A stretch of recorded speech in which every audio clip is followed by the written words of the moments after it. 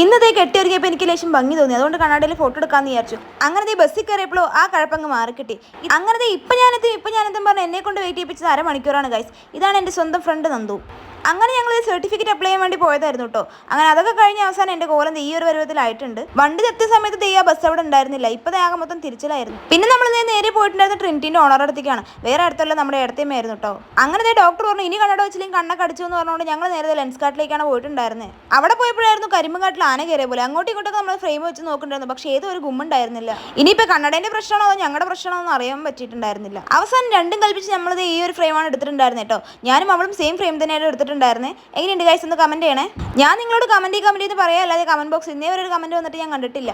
കലാകാരനില്ലാത്തൊരു സമൂഹം അല്ലെങ്കിൽ അംഗീകരിക്കില്ലല്ലോ. എന്നാലും ഞാൻ തളരില്ല രാമൻകുട്ടി. പിന്നെ ഈ ചൂടത്ത് അങ്ങോട്ടും ഇങ്ങോട്ടും ഓടിക്കേണ്ട അവസാനം കഴിക്കാതെ പോയി കഴിഞ്ഞാൽ ആദ്യ വഴിയിൽ ആംബുലൻസ് വിളിക്കേണ്ടി വരും. അതുകൊണ്ട് നമ്മൾ നേരെ പോയത് ഒരു ഫലൂഡ കഴിക്കാൻ വേണ്ടിയിട്ടായിരുന്നു.